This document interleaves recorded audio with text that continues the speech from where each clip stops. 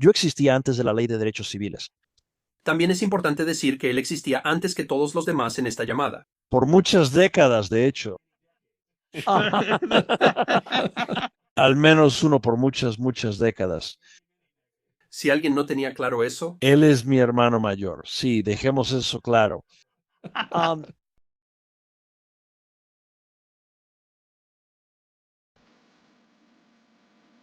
Bienvenidos al podcast History Guy Contrafactuales. ¿Qué es un contrafactual? En su forma más básica, un contrafactual es un ¿qué hubiera pasado si? Es una forma de entender la historia tal como es, discutiendo lo que podría haber sido. Soy Josh, escritor para el canal e hijo del History Guy. Por supuesto conocen al propio History Guy, Lance, y a nuestro amigo Brad. También vamos a invitar a algunos invitados para animar nuestras discusiones sobre lo que pudo haber sido. Esta es una serie de podcasts que se centra en esa pregunta eterna. ¿Qué hubiera pasado si? Hoy hablamos sobre una decisión de la Suprema Corte de 1944 que alteró fundamentalmente el electorado estadounidense y preparó el terreno para las victorias de los derechos civiles que culminaron en la Ley de Derechos Civiles, Smith contra Albright. Sin más preámbulo, permítanme presentarles al History Guy.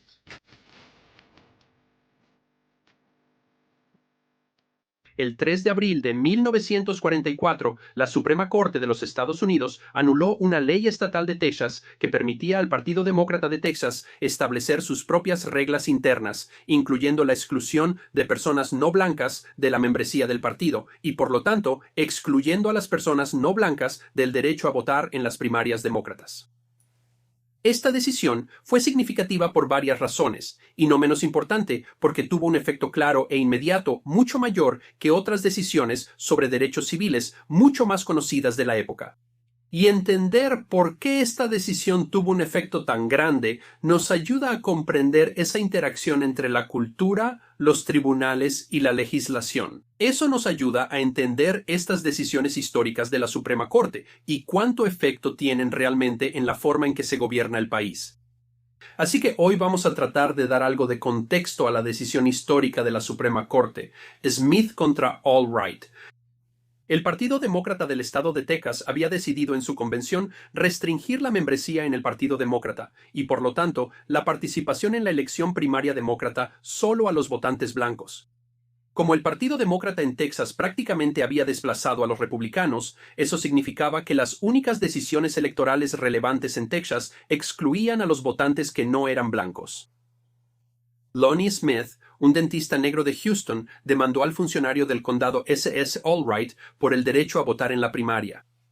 Smith estuvo representado por el legendario abogado de derechos civiles Thurgood Marshall, quien más adelante argumentaría el caso histórico Brown contra la Junta de Educación y luego sería nombrado a la Corte Suprema de Estados Unidos, convirtiéndose en el primer juez negro de la Corte Suprema de Estados Unidos.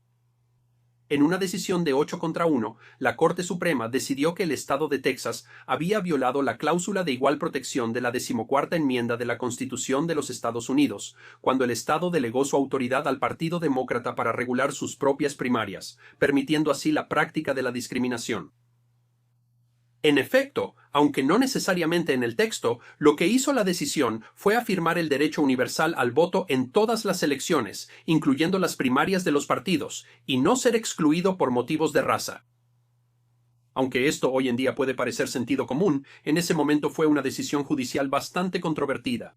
Solo 9 años antes, la Suprema Corte había fallado por unanimidad en el caso Groby contra Townsend, que los partidos, como organizaciones privadas, tenían el derecho de establecer sus propias reglas, y la Corte había hecho una distinción entre la discriminación por parte de organizaciones privadas y la discriminación por parte del Estado. Al decidir que el Estado no podía eludir la 14ª enmienda delegando responsabilidades a una organización privada, Smith contra Albright revocó directamente la decisión de Groby contra Townsend. Aún más sorprendente fue que la Corte no argumentó que hubiera un cambio en la situación o un cambio en los hechos. La Corte argumentó específicamente que la decisión en Groby contra Townsend era incorrecta y la revocó. El cambio de una decisión de 9-0 en 1935 a ser revocada por una decisión de 8-1 solo 9 años después no tiene precedentes en la historia de la Corte Suprema de los Estados Unidos. Pero casi igual de inédito fue el efecto inmediato que tuvo la decisión de la Corte. En 1940, solo el 3% de los votantes negros elegibles en el sur profundo estaban registrados para votar. Para 1952, esa cifra superaba el 20%. En 1944, solo había 200,000 votantes negros registrados en el sur. Para 1948, esa cifra era de 700 a 800,000, y para 1952 el número superaba el millón. La académica Darlene Clark Hines argumentó que Smith contra Albright fue un parteaguas en el movimiento por los derechos de los negros, el inicio de la Segunda Reconstrucción y del movimiento moderno por los derechos civiles. Todos los avances en derechos civiles en las décadas siguientes, según ella, habrían sido imposibles sin eliminar la primaria blanca. Thurgood Marshall estuvo de acuerdo, argumentando que el caso fue un gran hito en el progreso de los estadounidenses negros hacia la ciudadanía plena. Esto es algo sorprendente, ya que la decisión en sí misma fue algo limitada en su alcance, pero el efecto inmediato y medible de Smith contra Albright en realidad fue mucho mayor que el de las decisiones de derechos civiles más conocidas de la época, en Norris contra Alabama y Brown contra la Junta de Educación. Mientras que el profesor Michael Klarman, escribiendo en la revista de Derecho de la Universidad Estatal de Florida en el otoño de 2000, uno argumentó que había varias razones específicas por las que la decisión en Smith contra Albright tuvo un impacto inmediato y singularmente grande. Entre ellas, los blancos en el sur habían suavizado sus actitudes hacia el sufragio de los negros, aunque todavía mantenían posturas firmes respecto a la segregación escolar. Que por varias razones, los negros en el sur estaban en mejores condiciones de aprovechar la decisión y tenían más poder para impugnar las ordenanzas locales en los tribunales de justicia. Y finalmente, los tribunales inferiores, cansados de que los estados intentaran eludir la 14ª enmienda mediante artimañas, estaban más dispuestos a adoptar una visión amplia de la decisión Smith, convirtiéndola en una garantía de facto del derecho al voto en las primarias de los partidos.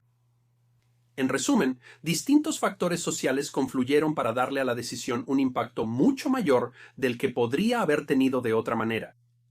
La conclusión es que la Corte Suprema en realidad tiene una capacidad bastante limitada para cambiar las actitudes nacionales, pero una decisión judicial en el momento adecuado puede ser una fuerza impulsora significativa.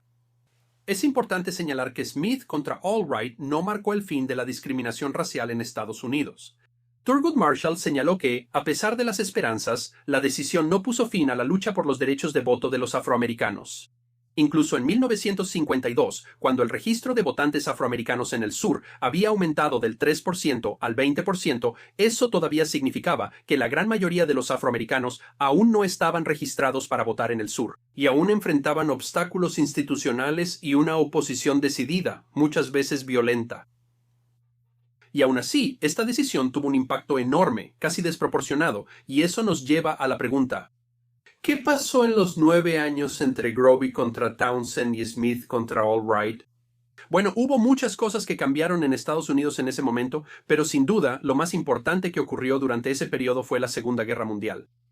Estados Unidos estaba en guerra con un régimen fascista malvado que creía en la supremacía racial aria.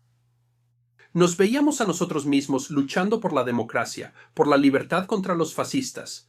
Y eso significó que empezamos a querer estar a la altura de nuestros propios ideales.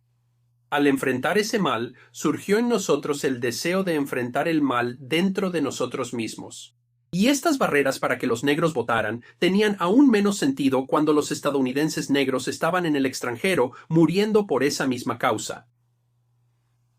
Y eso nos lleva a la ironía más extraña de todas, porque la misma corte que tomó la decisión en Smith contra Albright tomó la despreciable decisión en Korematsu contra Estados Unidos. Para mantener el internamiento de los estadounidenses de origen japonés durante la Segunda Guerra Mundial, considerada una de las peores decisiones de la Corte Suprema de todos los tiempos, fue descrita por el jurista Bruce Fein como un artefacto odioso y desacreditado de la intolerancia popular. Y esa es la ironía. La misma fuerza social que impulsó el impacto de Smith contra Albright impulsó la intolerancia de Korematsu contra Estados Unidos. Así que al final parece que la Corte Suprema sigue siendo un producto de su época que no pueden salvar a la nación de sí mismos. La verdadera lección es que el cambio real y duradero tiene que ocurrir en los corazones de la gente. Ahora viene la parte divertida, donde yo, el chico de la historia, y mi amigo de toda la vida, Brad Wagner, discutimos qué podría haber pasado si todo hubiera sido diferente. También queremos darle la bienvenida de nuevo a Brad Geiger al podcast. Esto es muy diferente a muchos de los temas que hemos tratado. Esto no es como una explosión o un objeto. Esto es una decisión. Y creo que es interesante la manera en que se tomó esta decisión. Y bueno, este episodio habla un poco sobre cómo esto fue tan impactante y toca un poco cómo las cosas podrían ser diferentes si esta decisión hubiera sido distinta. Y al final, esta decisión y lo que realmente cubre el episodio es lo impactante que fue esta decisión y cómo las personas que la defendieron, como Thurgood Marshall, realmente creían que era una decisión importante. Y es una decisión que a menudo se olvida. Si se le pidiera a la gente que resumiera lo que hizo Thurgood Marshall, si pudieran responder eso, la mayoría de los estadounidenses tal vez recordarían Brown contra la Junta de Educación. Pero casi con certeza no van a recordar esta decisión. Absolutamente. Pero quiero decir, sin Smith contra Albright, no tendrías Brown contra la Junta de Educación. Lo cual es extraño que esto no sea tan conocido como debería serlo. Sí. Quiero decir, realmente es una decisión fundamental, por dos razones, tanto en términos de los derechos civiles, como también en la decisión de revocar directamente una decisión judicial de apenas 9 años de antigüedad, la manera en que esto responde al principio de stare decisis. Así que, quiero decir, tanto en términos de precedente como en la decisión misma, esta fue una decisión muy importante en la historia de Estados Unidos, y no solo en la historia legal. Bueno, pero también por el momento en que ocurrió. ¿Y quién tomó las decisiones? Así es. Después del llamado giro que salvó a los 9 jueces, ya sabes, esto es. Esto fue en una época en la que la aplicación de la 14ª enmienda estaba lejos de estar garantizada. Sabes, Estados Unidos se había acomodado muy cómodamente, o al menos partes de Estados Unidos, se habían acomodado muy cómodamente. Separados pero iguales, Plessy contra Ferguson era la ley. Todos sabían que separados pero iguales era un mito y la 14ª enmienda había quedado, en esencia, sin efecto en materia de igualdad de derechos. O sea, ya sabes, además, él dijo, separados pero iguales. Así que tienes esa forma extraña en la que tratamos de vincularlo con la 14ª. Es cierto, pero ahora no se hace cumplir la igualdad. Todos se habían adaptado básicamente a lo que era una decisión. Ya sabes, todavía había discusiones sobre de qué se trató la guerra civil, pero el sur ya se había adaptado. Básicamente ganamos la reconstrucción. Y sabes, especialmente para esta corte, que es la corte de Franklin Delano Roosevelt, revivirlo tan claramente en una decisión de 8-1 fue algo sorprendente. Y sabes, esa no es la mejor corte en cuanto a igualdad de derechos, como Lance señala apropiadamente. Esa es la misma corte que aprobó Korematsu. Y ya sabes, probablemente una de las peores decisiones del siglo XX, pero que esta corte dijera de manera tan contundente, no, Texas, vemos que intentas evadir la 14ª enmienda y no lo vamos a permitir. En cierta medida reflejó cambios en Estados Unidos, pero también en cierta medida anticipó cambios en Estados Unidos. Y creo que, ya sabes, el episodio hace un excelente trabajo al decir eso. Hay ocasiones en que la Suprema Corte rara vez lidera la opinión pública, pero puede dirigir una opinión pública dividida hacia caminos que consideramos justos. Sí, esto. Una de las cosas que me pareció muy interesante es lo mucho que Texas luchó para mantener esto. Quiero decir, hubo decisión tras decisión en los años 30 que iban en contra de Texas. Déjame ver si puedo recordar cuáles fueron. Sí, las decisiones de Nixon contra Perdom y Nixon contra Condon, que básicamente eran ellos. Era solo Texas tratando de decir, primero Texas es como, simplemente vamos a seguir, ya sabes, vamos a seguir excluyendo a los negros de las elecciones, y luego tratando de dejarle la responsabilidad a los partidos. Y eventualmente, ya sabes, llegamos a la decisión de Grovey que dice que esta es la que puede funcionar. Sí, y yo lo hice. También leí algunas cosas sobre que mucha gente no quería que Grovey presentara ese caso. Cuando lo hizo, había personas que, especialmente me refiero a Thurgood Marshall, como ese sector del grupo, dijeron, ya sabes que este es un mal momento para debatir esta decisión y que les preocupaba perder lo que habían ganado con las decisiones anteriores. Y eso fue, quiero decir, eso fue una de las cosas importantes sobre esto. Realmente se dice que Thurgood Marshall y personas como él, que impulsaban este tipo de enfoque judicial lento pero constante para conseguir el derecho al voto y cómo lograron generar cambios. Esta decisión es lo que hizo que esa pareciera una estrategia ganadora. Lo que la gente tiende a no entender sobre las decisiones de la Corte Suprema en este tipo de temas es que piensan que surgen de algún evento que ocurre de manera natural. ¿Sabes? Rosa Parks era una mujer cansada que no quería sentarse en la parte trasera del autobús. Completamente falso. Estos casos son creados deliberadamente, dirigidos deliberadamente. Son decisiones tomadas por abogados y estrategas muy inteligentes y brillantes sobre cómo presentas estos casos, cómo los llevas adelante y en qué tribunales los presentas. Y sabes, y tienes que juzgar como abogado, ¿es este el momento adecuado para hacerlo? ¿Sabes? A veces como en Korematsu hubo un evento desencadenante, otras veces esto, y Thurgood, el genio de Marshall, no era que fuera la mejor persona para argumentar ante la Corte Suprema, aunque sus argumentos ante la Corte Suprema eran geniales. Pero para cuando llegó a la Corte Suprema, él no enumeraba hechos, él creaba hechos, construía los hechos, construía las situaciones. Él siempre tenía al mejor demandante posible. Siempre eran personas muy respetadas en sus comunidades. Y así, para cuando llegaban ahí, sí, no sabías con certeza que ibas a ganar, pero habías hecho todo lo posible para prepararte para lograrlo. Y eso sucede hoy en día de ambos lados. Sabes, los pasteleros no simplemente llegan a la Suprema Corte. Esos casos son creados por grupos conservadores y los grupos liberales hacen lo mismo. Y este es un ejemplo de Smith contra Albright. Smith contra Albright es un ejemplo de un grupo de personas en Texas. Formulan los hechos de tal manera que, si no garantizan su victoria, al menos la respaldan. Un dato relevante para los oyentes, Brad es abogado. Por si no lo sabíamos, no sé si ya lo habíamos mencionado antes, él tiene una experiencia en esto que probablemente ninguno de nosotros tiene.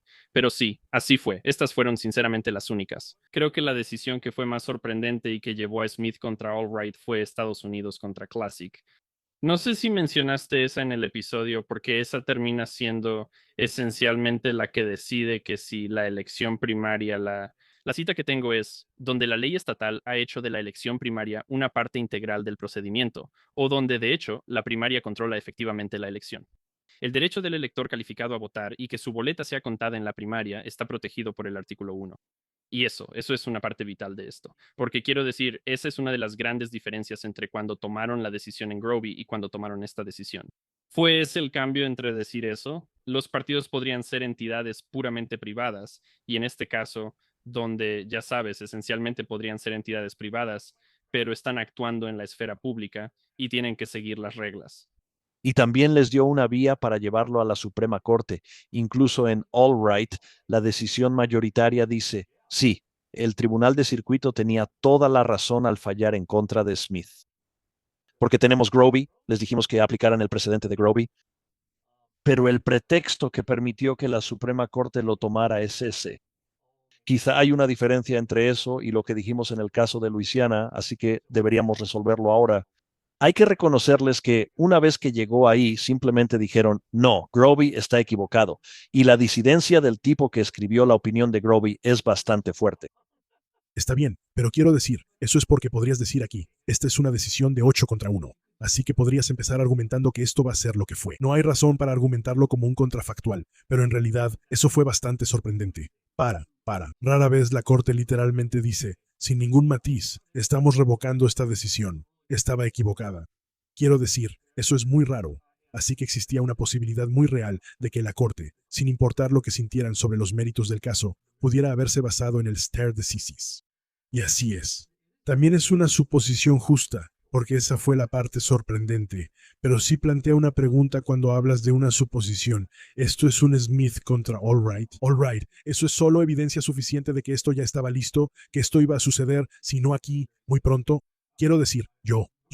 Solo estábamos llegando al punto porque podrías decir esto. Tal vez si hubieran decidido diferente en Smith contra Albright, eso habría retrasado el movimiento por los derechos civiles, por ya sabes, quién sabe cuánto tiempo. Pero la pregunta es, ¿eso realmente podría haber pasado o simplemente la nación ya estaba lista para avanzar hacia el movimiento por los derechos civiles? Y la corte no iba a detener eso. Y esa es una pregunta más interesante. Pero no habría sido una sorpresa en ese momento si la corte hubiera regresado y dicho, no estamos de acuerdo. Pero el precedente es el precedente, sí. Y una de las razones por las que este caso es importante es porque luego se convierte en un precedente para, ya sabes, otras decisiones más adelante. En cuanto a revocar decisiones de la Corte, ¿verdad? O sea, Brown contra la Junta de Educación revoca directamente a Plessy. Ahora, ahí hay un gran salto, que ahora sabemos más. Pero especialmente para revocar un caso que fue hace 9 años con hechos casi idénticos. Ahora, ellos habían presentado algunas, como todos los buenos abogados, algunas posibles diferencias, pero quiero decir, podrían haber simplemente ignorado este caso, tenían mucho en qué ocuparse. Es 1944, ya sabes, todavía están resolviendo casos del New Deal, todavía están lidiando con casos de guerra. Esto se pudo haber pospuesto bastante fácil y no sabemos qué los llevó a tomar este caso de manera tan clara y tan decisiva y dejar en claro que siempre iba a suceder. Probablemente se puede argumentar que alguna versión de esto, de un sistema electoral justo, iba a llegar, pero pudo haber llegado mucho, mucho después. ¿Y sabes qué decisión habría sido esa? ¿Cómo habría sido el mundo después de la Segunda Guerra Mundial? ¿Y sabes qué? ¿Cómo habrían sido los años 60? Pudo haber sido muy, muy diferente. Sabes, un retraso en esto pudo haber cambiado las cosas. De varias maneras diferentes. Porque esto también recuerda, esto es una decisión sobre elecciones, lo que significa que no solo en términos del movimiento por los derechos civiles, y etc. Quiero decir que esta decisión muy probablemente pudo haber cambiado quién fue nominado para escaños en la Cámara, el Senado, cargos de gobierno, gubernaturas y elecciones presidenciales. Y eso pudo haber impactado drásticamente la historia de Estados Unidos. Así que es eso. Esto tiene un gran impacto en el movimiento por los derechos civiles y lo que significaría para la nación. Si el Partido Demócrata sigue siendo, quién sabe por cuánto tiempo, un partido exclusivo para blancos. Quiero decir, eso, ya sabes, eso ciertamente parecería retrasar la ley de derechos civiles, al menos por un tiempo. Pero esto también cambia, tal vez cambia radicalmente. Yo diría que después de 1960, tal vez no sé si íbamos a mover a Truman o a Eisenhower ni con una excavadora, pero quiero decir, esto ciertamente podría cambiar las administraciones de una manera que alteró dramáticamente la historia de Estados Unidos desde entonces. Y de maneras realmente emocionantes o interesantes, quiero decir, cosas que realmente podemos discutir desde un punto de vista contrafactual. Así que esta es una decisión muy importante. En cierto modo, es más importante que Brown. No quiero decirlo así, pero de alguna manera es más importante que Brown, porque esto impacta directamente quién lidera la nación. Y eso realmente afecta a las cosas de manera dramática. Como, ya sabes, como Brown. Es el primer nombre que se te viene a la mente. Lyndon Johnson ganó la primaria demócrata para senador en 1948 por 87 votos, de los cuales 200 llegaron después de la fecha límite de la elección, en un condado en el sur de Texas. Y Johnson, sin duda, obtuvo el apoyo de los votantes negros registrados en ese entonces por un margen mayor que Stevenson. Y si Stevenson es quiero decir, el Levehat, con todos sus defectos, es la razón por la que la ley de derechos civiles es como es. Ya sabes, él como presidente, especialmente en su segundo mandato, es la razón por la que existen las leyes de derechos civiles. Es por eso que se dieron como se dieron. ¿Hubiera pasado algo? Sí. Sin duda, sigo creyendo que eso habría pasado, pero no hay una figura más grande ni más importante para los derechos civiles en los años 60 que LBJ. Y existe la posibilidad de que LBJ ni siquiera llegue a ser LBJ, que nunca avance desde la Cámara de Representantes. Si el Partido Demócrata se queda, ya sabes, como el Partido Demócrata de antes de Smith contra Albright, entonces, quiero decir, es difícil creer que vayan a nominar a Jack Kennedy en 1960. La persona que estaba apoyando a Jack Kennedy en eso era LBJ. Pero hay una creencia general en la ciencia política de que LBJ no tenía el atractivo nacional. Entonces, una de las cosas que podría pasar es que Richard Nixon sea elegido en 1960, que él podría vencer a LBJ cuando no pudo vencer a JFK. Sí, entonces, esto lo impacta de varias maneras. Pero quiero decir, ¿es LBJ el mismo LBJ sin Smith contra Albright? No solo esa elección, sino cómo se comporta. ¿Es diferente? No lo sé.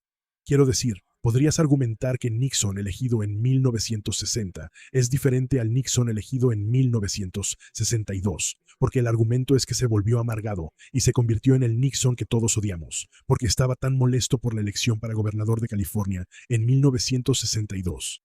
Así que tal vez obtengamos un mejor Nixon. Obtengamos un Nixon más temprano, y no es ya sabes, el Nixon maquiavélico que pondría micrófonos en Watergate.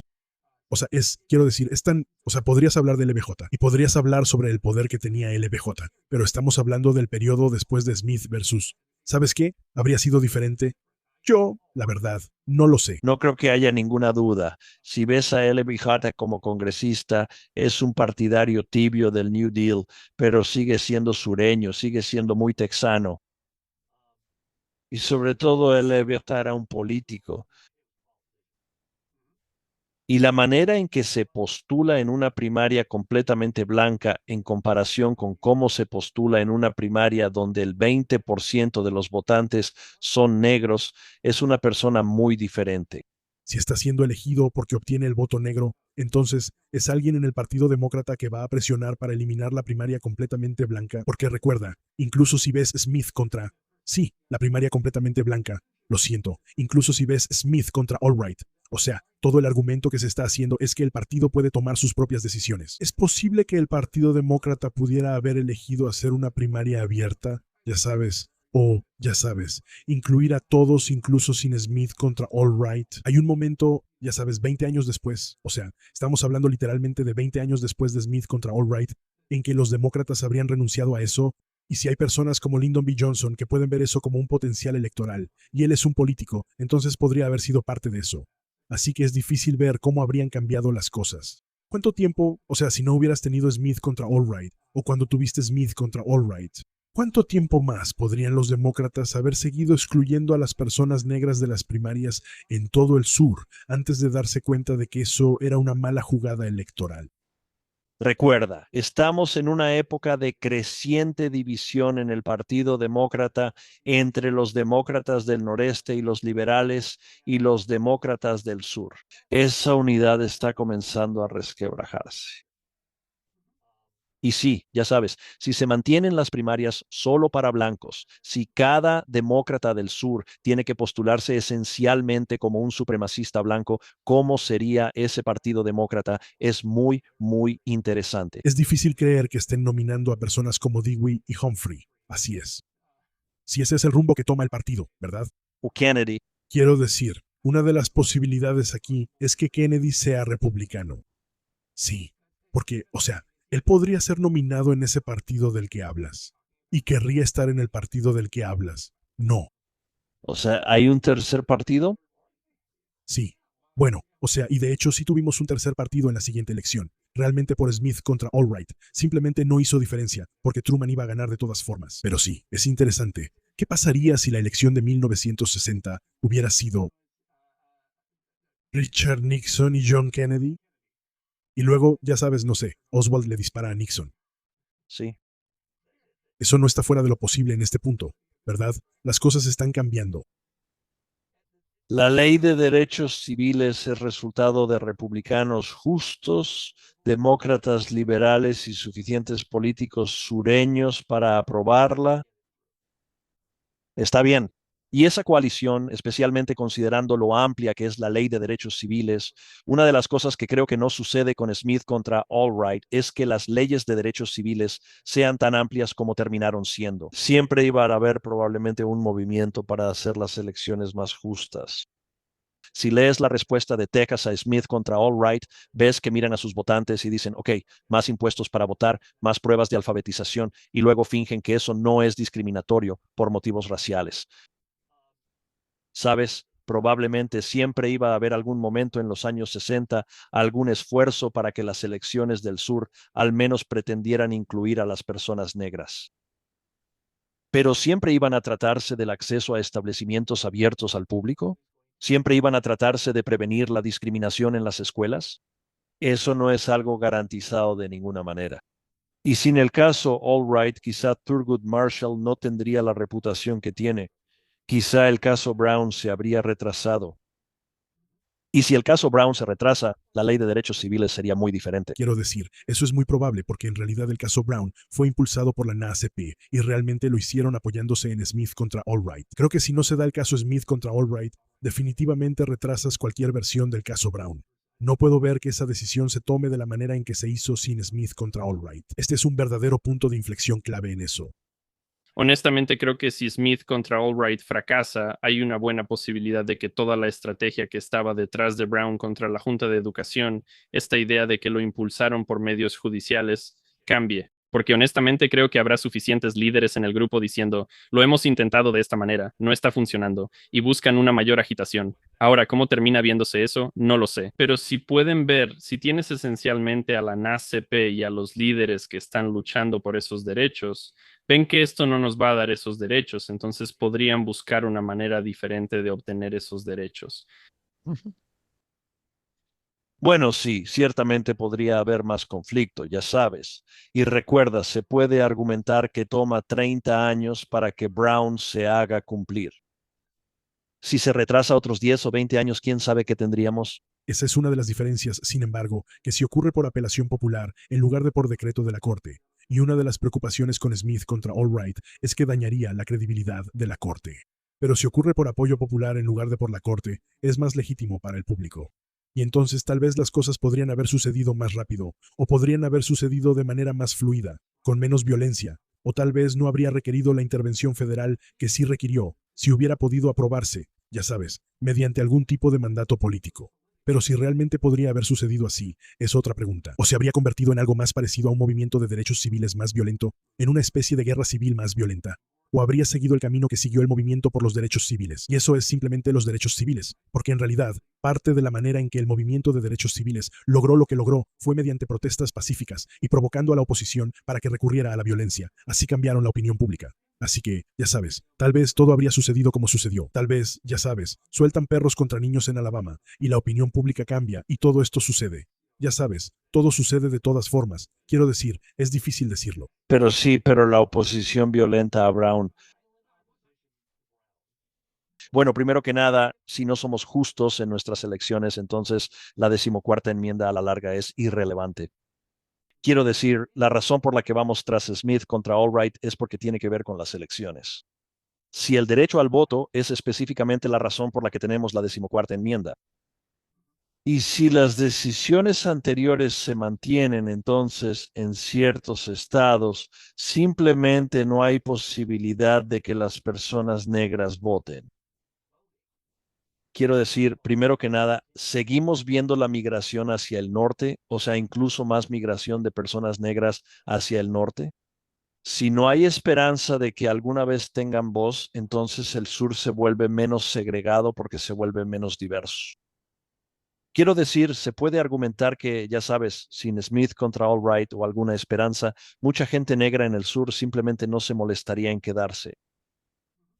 ¿Y qué impacto tiene eso? De todos modos, ya estamos entrando en el periodo de la gran migración, ¿verdad? O sea, sí, tal vez todos se mudan a Detroit y fabrican autos. Sí, y tenemos una población sureña muy diferente a la que vemos hoy en día. Es una pregunta interesante.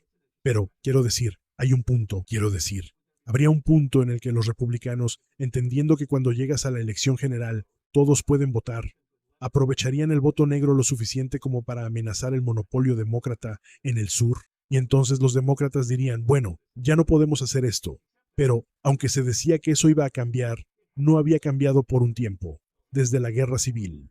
Quiero decir, desde que terminó la reconstrucción. No había cambiado. De hecho, tan pronto como se decidió el caso Smith contra Albright, intentaron todo tipo de cosas, impuestos al voto y todo tipo de cosas para tratar de seguir haciendo básicamente esto. Así que, al menos por algún tiempo, esto iba a persistir. Bueno, Además, fue en 1896. Sí, y nosotros, ya sabes, no se había movido. Quiero decir, ya sabes, no, aparentemente no hubo ningún cambio. Sí lo hace, pero cuando hablamos de lo que significa para otros líderes, es interesante porque una de las otras personas que fue una figura importante en la elección del 52 fue Richard Russell, quien era, o sea, muy conocido, un famoso New Dealer, ¿verdad? Él fue quien propuso el programa de almuerzos escolares. El edificio de oficinas del Congreso Richard B. Russell lleva su nombre.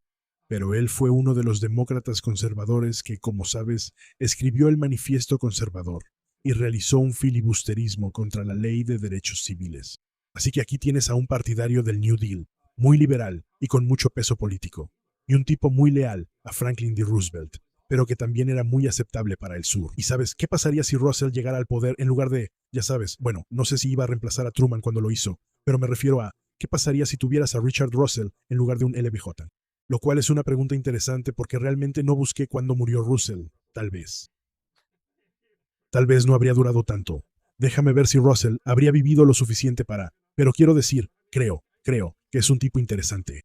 Y sabes, otro que fue parte de eso es Keith Oliver.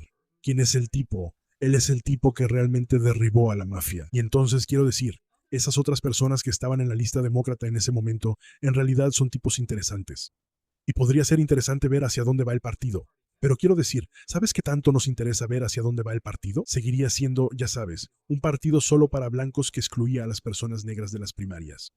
Bueno, y recuerda que en el 44, cuando decidimos Smith contra Albright, en el 32 FDR no obtuvo el voto negro. Y luego, en el 36, obtiene 70 y tantos % del voto negro. Esa fue la primera vez que los demócratas realmente lograron grandes avances en el voto negro.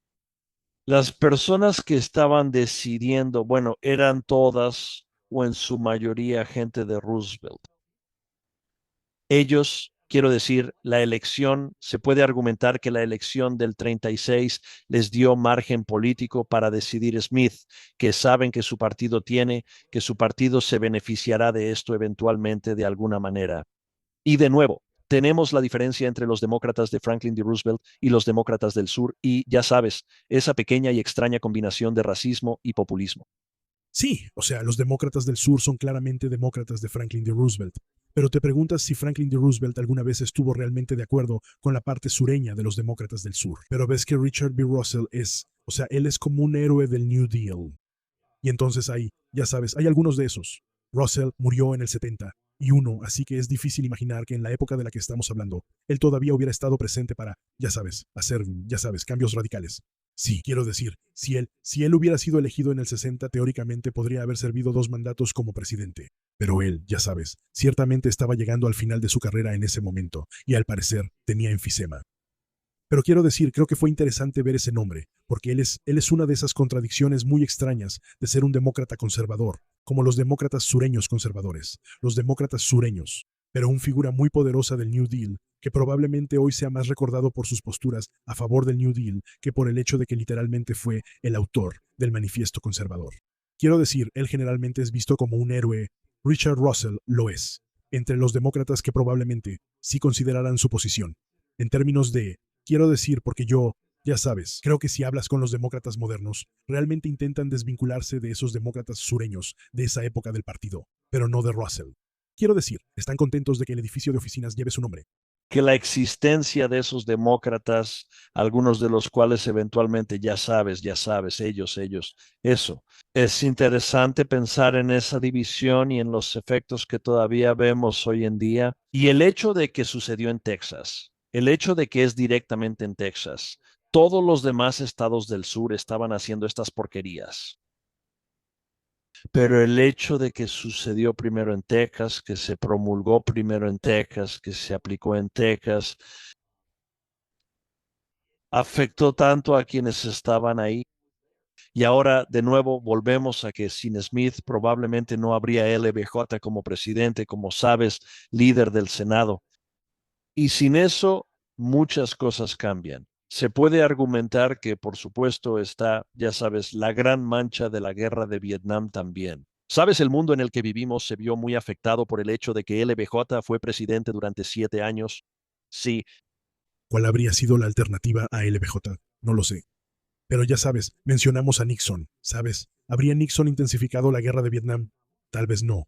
¿Y qué tan diferente sería la nación? Porque digo, Nixon también era, ya sabes, un tipo moderado o práctico. Si no dejamos que la Guerra Fría siga su curso, honestamente, si Nixon es elegido, entonces no tenemos la insurgencia de Goldwater. No habría insurgencia de Goldwater. Probablemente no tienes la revolución de Reagan. Y entonces nada se vería igual en ninguno de los dos partidos. sí, especialmente en los años 60, Nixon es considerado un republicano moderado en derechos civiles. Probablemente no habría sido un líder en derechos civiles, pero tampoco es alguien que se interpondría en el camino. Él no se habría quedado de brazos cruzados. Sí, probablemente, ya sabes. O podría haber sido un cambio más gradual, y ese también fue uno de los argumentos en Smith contra Albright, que fue simplemente demasiado abrupto.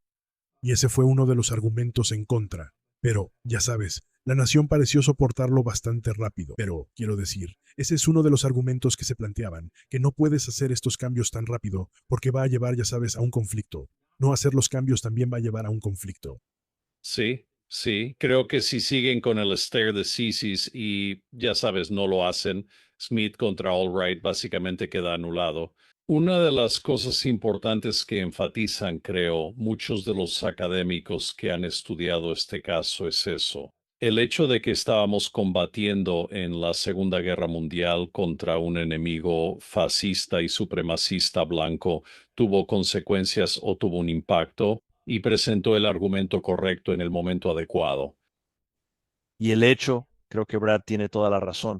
Y creo que la hipocresía de algunas de las cosas con las que estábamos lidiando tuvo un gran impacto. También creo que se vio afectado por el hecho de que obviamente el ejército no estaba integrado, pero había soldados negros haciendo grandes contribuciones y eso se había hecho más público.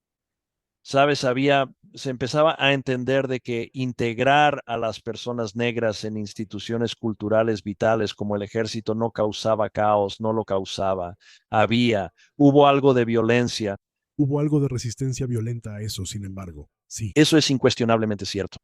sí, o sea, honestamente, muchos soldados negros fueron asesinados por estadounidenses por ese tema, de verdad. Sí, bueno, está el famoso motín en Inglaterra, donde, ya sabes, los policías ingleses y los soldados negros estadounidenses pelearon contra los soldados blancos. No, nunca iba a ser una integración pacífica. Pero de nuevo, estamos hablando de cómo movemos la ventana, de hacia dónde se mueve la ventana de Overton. Sí. Si hay un retraso en el movimiento por los derechos civiles, es posible que, durante los años 50, en las voces moderadas que dicen tomemos una desobediencia civil al estilo de Gandhi y pasemos a, oye, vamos a agarrar fusiles acá. Y sabes, durante los años 60 ciertamente hubo organizaciones que, ya sabes, practicaron terrorismo interno. Sabes, así son las cosas. ¿Y sabes qué pasa si hay más de eso? Porque como siempre hemos visto, sí, como vemos en el estudio de la historia, rara vez los conflictos violentos se mantienen contenidos, normalmente empiezan a expandirse, crean aún más división y polarización. Y al final muchas veces se obtiene un resultado mucho más extremo. Y creo que Smith contra Albright fue la victoria para los métodos más pacíficos, ¿verdad? Y bueno, no creo que necesariamente significara que Smith contra Albright estuviera condenado a volverse violento. Pero creo que eso le habría dado a mucha gente que estaba indecisa una razón para decir, ¿ves? La solución pacífica, la solución legal, no nos lleva a donde queremos llegar. Bueno, si la segregación sigue siendo la ley en el país en los años 60 y ya tienes una guerra de Vietnam que se percibe como un fracaso, donde se percibe que el combate recae más en afroamericanos reclutados, es injusto que tenga un impacto desproporcionado. Es aún más injusto tener un impacto desproporcionado cuando la mayoría, cuando una buena cantidad de esas personas ni siquiera pueden emitir un voto que realmente cuente. Y ese tipo de injusticia puede llevar a respuestas extremas y extraordinarias. No es como si no hubiera habido, ya sabes, una respuesta bastante violenta a toda la idea del servicio militar obligatorio de todos modos. Sí. Así que sí, quiero decir, estamos hablando de un periodo volátil. No necesitas mucho combustible para que esto se encienda. Así que, ya sabes, si él es lo suficientemente grande como para derribar al gobierno de Estados Unidos, lo suficientemente grande como para provocar el surgimiento de Sasquatch, sí, no lo sé. Pero quiero decir, creo que lo suficientemente grande como para, ya sabes, ser más que la violencia del movimiento por los derechos civiles, como lo conocíamos. ¿Qué pasa si el Partido Demócrata de Estados Unidos se desmorona? A finales de los años 40 y principios de los 50, debido al abismo insalvable que surge entre los liberales del noreste y los demócratas conservadores del sur. ¿Sabes? La pregunta es, ¿creamos otro partido? ¿Ese se convierte en el partido Whig que desaparece? ¿Vemos algún cambio fundamental en el partido republicano? ¿El partido demócrata se convierte en un partido solo del sur? ¿Sabes? Eisenhower no era muy popular en el sur durante su segundo mandato. Y fueron los líderes republicanos quienes aprobaron las leyes de derechos civiles, obviamente con votos demócratas y mucho trabajo. Hubo un momento en 1964, quiero decir, George Wallace ganó estados. Sabes, sí, la gente negra todavía no está votando en el sur en las primarias, que es lo único que importa, y esos escaños senatoriales, esos escaños en el Congreso siguen siendo completamente blancos, completamente segregacionistas todo el tiempo. Mientras ese grupo se vuelve más pequeño, pero mucho más frenético y fanático, puedes imaginarte que el Partido Demócrata no exista y preguntarte si eso transforma o no al Partido Republicano. El Partido Republicano, o por un periodo de tiempo, hay un tercer partido, lo cual ha pasado muchas veces en la historia de Estados Unidos. Sabes, tendemos a pensar que la estabilidad del sistema bipartidista es algo dado, pero no es así en absoluto. Sí, creo que Brad hizo una muy buena pregunta. ¿Cuánto tiempo puede sobrevivir un partido sureño completamente blanco? Porque no van a ganar ninguna elección nacional. Ese es el problema. Quiero decir, eventualmente las cosas se van a acomodar de tal manera que el Partido Republicano ya no será el partido dominante que siempre puede depender de que su oposición esté dividida en dos. Así es. Así no funciona. Nunca ha funcionado así. Eso es, sí. Y desafortunadamente, ya sabes, las fortalezas y debilidades de la Constitución de los Estados Unidos es que tendemos hacia un sistema bipartidista.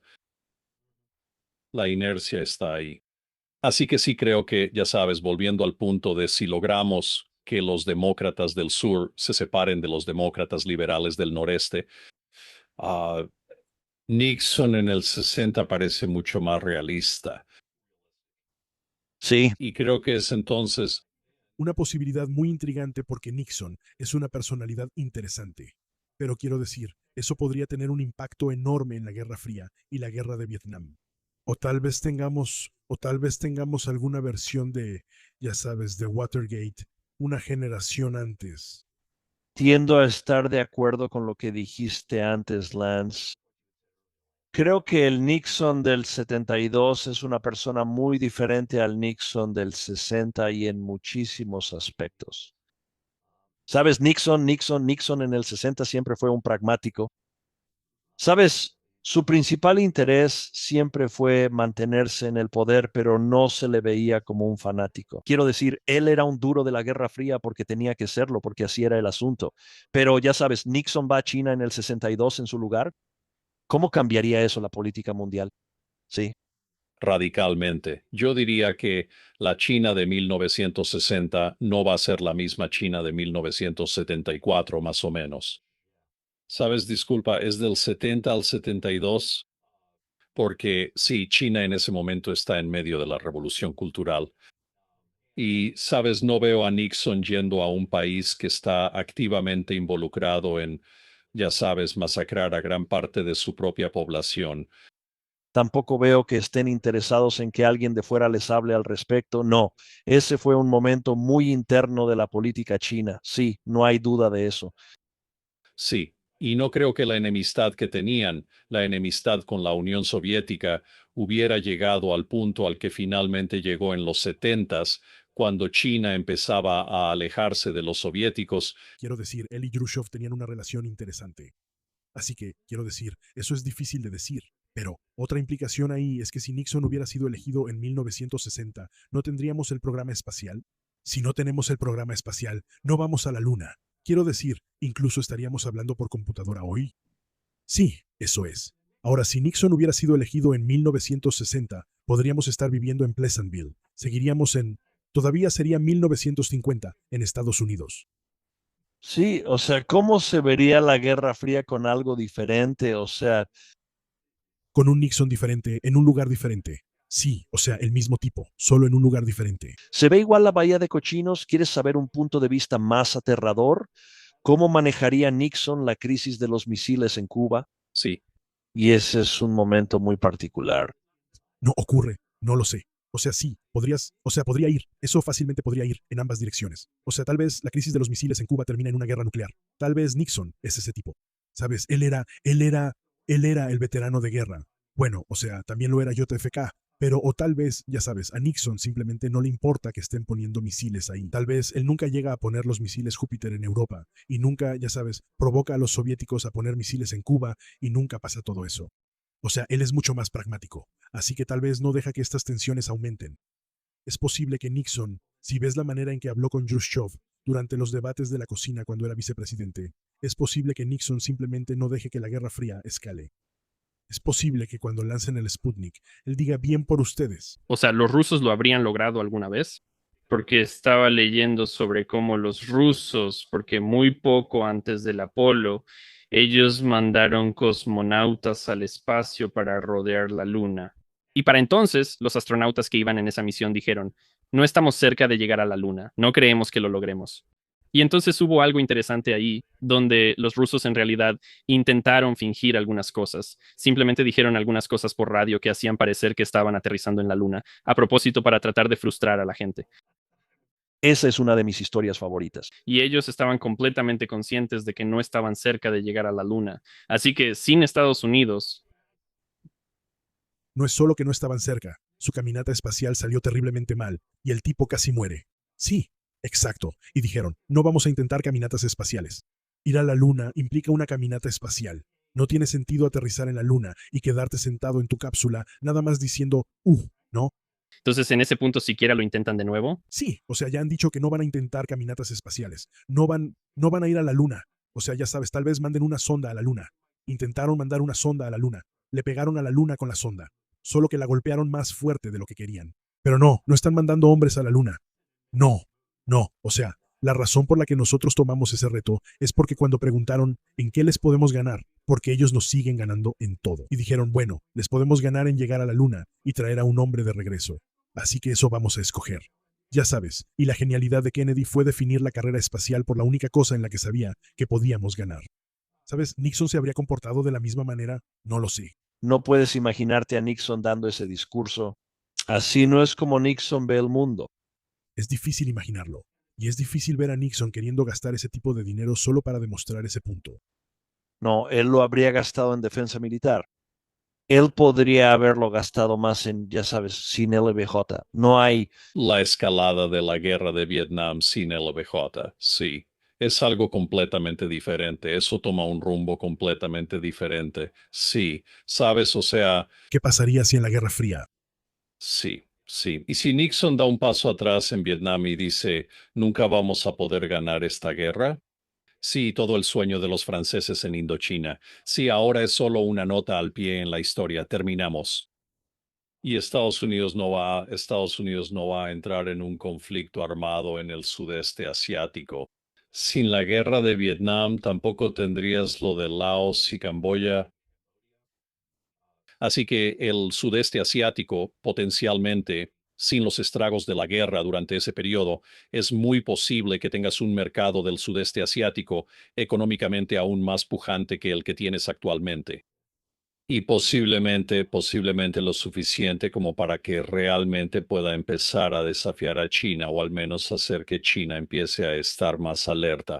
Eso sería una discusión completamente abierta, ya sabes, Urbi, sobre qué pasaría si no hubiera habido una guerra de Vietnam respaldada por Estados Unidos. Simplemente, de nuevo, después de unos años, hacemos nuestro intento, no funciona, y decimos sí, nos vamos. no, solo damos apoyo puramente materia al ejército de Vietnam del Sur. Sabes, no es nuestro trabajo arreglar lo que los franceses arruinaron. Pero también, mientras tanto, no hay la gran sociedad. Sí, o sea, eso no te lo puedes imaginar. Sí, otra cosa que no te puedes imaginar. No puedo imaginarme a Nixon haciendo nada de eso. Sí, Um, y eso significa simplemente, sin seguro social. Ya sabes, o sea, Hay bastante que... ya sabes, luego viene. si nada de eso existe con Nixon. Y sí, puedes plantear un argumento muy, muy sólido de que Smith contra Albright cambia si cambia esa elección Sí, que estuvo muy reñida. una elección muy importante. Sí, Correcto. Sabes, eso es suficiente para haber cambiado completamente los últimos 70 años. es muy difícil imaginar que JFK se convirtiera en presidente si el caso Smith contra Albright no hubiera ocurrido cuando ocurrió. Correcto. Porque él es el hombre indicado para ese momento. y no habría sido el hombre indicado para ese momento sin el caso Smith contra Allwright. Bueno, y no habría hecho fórmula con el LBJ. Y por mucho que puedas no gustar del LBJ, por mucho que puedas no gustar del LBJ, él sumó a la fórmula. Sí, lo hizo. ¿Sabes? Y luego LBJ probablemente no podría haber ganado esa contienda, no podría haber ganado esa elección. Así que, sí, eran aliados extraños. Quiero decir, está esa historia donde LBJ llevó a Kennedy a algún lugar en medio de Texas y le dijo que disparara a un venado. LBJ tenía una personalidad interesante. Pero sí, y ya sabes, pero también muy posiblemente no ocurre el asesinato de Kennedy, lo que significa que tal vez, si Nixon llega en otro momento, tal vez JFK también llega en otro momento. Claro. ¿Y qué? ¿Que es un JFK en 1980? Bueno, me refiero, 76, ya sabes, sí. Sí. O sea, siempre se puede argumentar que la elección de JFK, uno, fue inusual y dos, fue temprana. Sabes, el hecho de que ganara esa elección, que pudiera saltar de donde estaba o sea, de ser un senador junior relativamente desconocido a la conciencia nacional. Um, Sí, fue extraordinario y fue temprano. y fue temprano y estuvo muy cerrado. Tenemos que seguir diciendo que estuvo muy cerrado. Quiero decir, también se siente, o sea, no puedo imaginarme a Nixon apoyando tan fácilmente el golpe de Diem y todas las cosas que estaban pasando en el sudeste asiático. Hubo muchas cosas que ocurrieron bajo Kennedy. Pero sí, tienes razón. O sea, esa fue una elección que pudo haber sido diferente y que hizo un cambio radical, tanto en términos de quién fue elegido como de con quién se postuló. Y sí, y sabemos que Nixon sigue siendo una figura importante ahí porque es elegido, ya sabes, 2 ciclos después. Así que, quiero decir, es un periodo muy interesante. En la historia tienes que decir que está radicalmente impactada por esta decisión de la Corte Suprema, que 9/10 de los estadounidenses, si les preguntas sobre ella, no la reconocerían. Probablemente más que eso, ¿no? 990 de cada 1000. Bueno, no sé si 9 de cada 10 abogados lo saben. No, Smith todavía era temprano. Bueno, qué sabio es The History Guy. History deserves to be remembered. Debería mencionar, ¿sabes? Este video nunca ha sido comprado en el chico de la historia. La historia merece ser recordada. Creo que tiene como 25,000 vistas, así que a pesar de eso, es uno de mis... Es tan viejo. No estoy usando moño. Y simplemente, ¿y tú? Tampoco habías aprendido ángulos todavía. Sí, mi audiencia, ya sabes, nunca aceptó una decisión judicial. Y realmente no he vuelto a revisar, ya sabes, los antecedentes legales desde Smith contra Albright. Pero quiero decir, en ese momento me di cuenta de que esto es, o sea, este es un punto de inflexión clave en la historia, porque lo es, ya sabes, de eso se trata exactamente, The History Guy. History deserves to be remembered. Esta es historia olvidada y olvidada, poderosa, importante, historia olvidada que debería enseñarse en las escuelas y no se enseña. Sí, ya sabes, se puede debatir sobre cuánto de esa época se enseña de manera adecuada. Y de nuevo, esto sucede en 1944. Otras cosas están ocurriendo en 1944. Hay algunas otras cosas de las que la gente está hablando. Sí, Ya sabes. Estamos bien ahora. ya estamos hacia el final del semestre. Se nos está acabando el tiempo. Ya sabes, sí. Sí. Otra cosa que hay que tener en cuenta es que, ya sabes, 1944 básicamente fue hace 82 años y las consecuencias habrían sido, ya sabes, las consecuencias. Así que 1964, cuando yo nací, eso básicamente es, ya sabes, Brown contra la Junta de Educación. Así que sí tenemos, ya sabes, una parte bastante grande de nuestra población que ha sido directamente afectada por esto, especialmente por los efectos posteriores. Ahora, sí, Pero quiero decir, porque sabes, tú y yo somos viejos, así que tenemos que decir que una buena parte de la población creció sin haber vivido nunca sin esto. Esto no fue un cambio en su vida. Esto es simplemente, ya sabes, el camino en el que crecieron. Sí, quiero decir, creo que es un... La gran mayoría, diría yo. Sí. Sí, y para apelar a mi naturaleza, que suele ser alegre y optimista, creo que es una señal de que hemos avanzado mucho. Y no es difícil darse cuenta de que incluso hace 50 años, ya sabes, los problemas raciales en Estados Unidos todavía estaban latentes. Todavía siguen latentes hoy en día, sí, pero simplemente ya no se siente igual, no tiene la misma sensación. Y estoy extraordinariamente contento de que, ya sabes, sea la ley del país que no se puede discriminar a nadie por su raza o color. Alguien en Estados Unidos hoy en día se sorprendería al descubrir que fue controversial tener que dejar que las personas negras votaran en las primarias. ¿O en la primaria? Sí.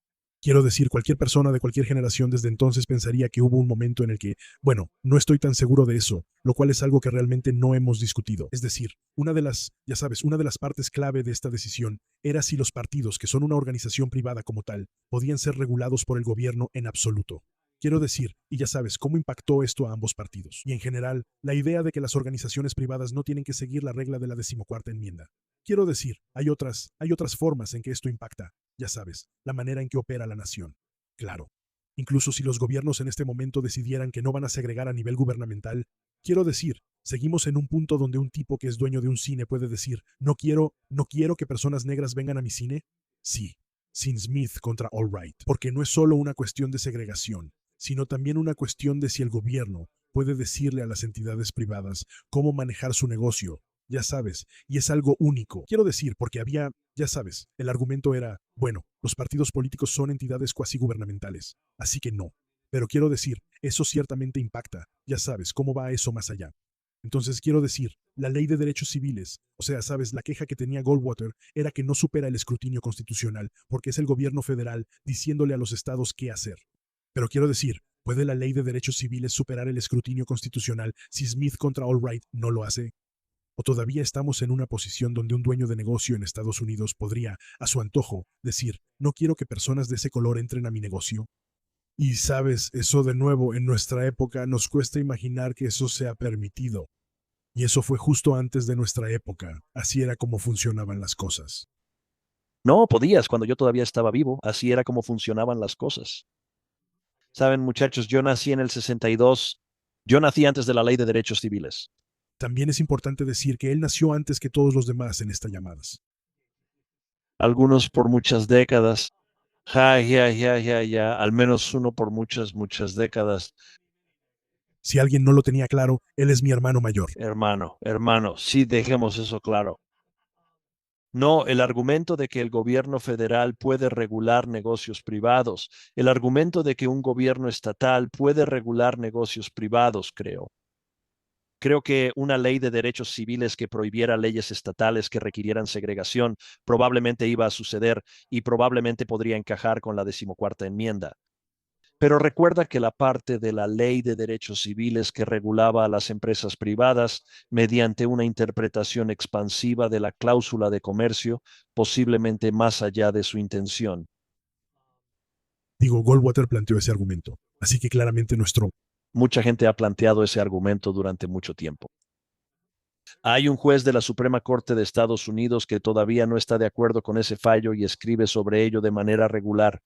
Quiero decir, el caso Smith contra Albright te lleva a preguntarte si la Corte está más dispuesta a revocar decisiones previas, porque Smith contra Albright hizo precisamente eso. Quiero decir, no es como si nunca lo hubieran hecho antes, pero hacerlo con una decisión de apenas 9 años hizo que la gente contuviera la respiración. ¿Cómo? ¿Qué?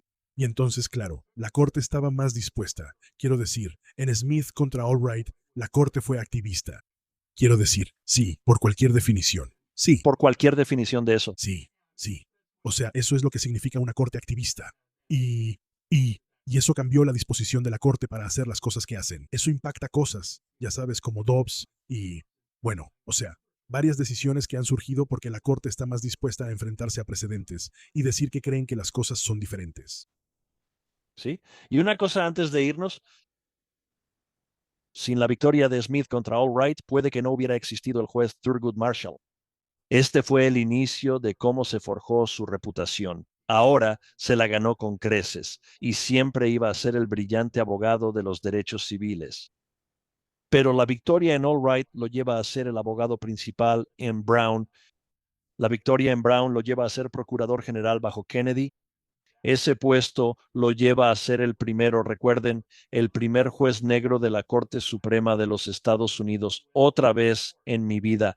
Todos pueden guardar silencio ahora. Y ya sabes por lo que él había hecho, sí, ciertamente el nombramiento de Marshall enfrentó oposición, pero no de nadie razonable. Marshall era tan exitoso y tan grande, y porque ganó Smith, ganó Brown. Era tan grande que cuando fue nominado a la Corte Suprema, esencialmente el único argumento en su contra era que era negro, y nadie se atrevió a plantear ese argumento. Está bien, y él, ya sabes, es el Jackie Robinson de la Corte Suprema. Jackie tenía que ser mejor que todos los demás. Thurgood literalmente tenía que ser mejor que todos los demás para obtener ese puesto. Entonces, hemos estado hablando de cambiar presidentes y etcétera, pero cambiar jueces de la Corte Suprema, que son nombramientos de por vida, es algo crítico para todos. Y que si hay una figura clave, si hay un gran hombre en la Corte en la era moderna, entonces, sabes, tienes que pensar que Thurgood Marshall, sabes, encaja perfectamente. Y tienes razón, si él no gana Smith contra Albright, ¿alguna vez escucharíamos su nombre? Ahora quiero decir, hay otros grandes abogados por ahí. La NAACP ha creado una generación de grandes abogados. Marshall se gana su reputación con Smith. Marshall fue aprobado por 69 votos contra 11. No había ningún otro ser humano negro en Estados Unidos que pudiera haber obtenido 69 votos en el Senado. Sí, así que cuando hablas de puntos de inflexión, este es un punto de inflexión sorprendentemente importante. Y cuando hablamos de políticos, tendemos a hablar de generales, pero las decisiones judiciales, especialmente en Estados Unidos, pueden tener un impacto tan poderoso en la cultura y la historia. Y cuando se trata de elecciones, eso significa que realmente la política está subordinada a la corte. La corte está dirigiendo hacia dónde va la política. Esta es una decisión central. Y sabes, pienses lo que pienses al respecto. La historia es la historia. Y esto es historia. Si nosotros, quiero decir, si estamos ignorando esto porque estamos viendo lo que está pasando en la Segunda Guerra Mundial en 1944, quiero decir, de alguna manera, esto resuena de formas más poderosas que lo que estaba ocurriendo en los campos de batalla europeos en ese momento. Sí, sabes, a lo largo de la historia es más persistente. Y literalmente podríamos estar viendo un escenario donde no peleamos en Vietnam, o donde vamos a una guerra nuclear con los rusos por Smith contra Albright. Y esos no son contrafactuales locos. Son cuestiones políticas muy marcadas por esta decisión. Gracias por escuchar este episodio del podcast History Guy. Esperamos que hayas disfrutado este episodio de Historia Contrafactual. Y si fue así, puedes encontrar mucha más historia si sigues a History Guy en YouTube. También puedes encontrarnos en thehistoryguy.com, Facebook, Patreon y Locals. Si quieres escuchar más historias contrafactuales, mantente atento. Publicamos podcasts cada 2 semanas.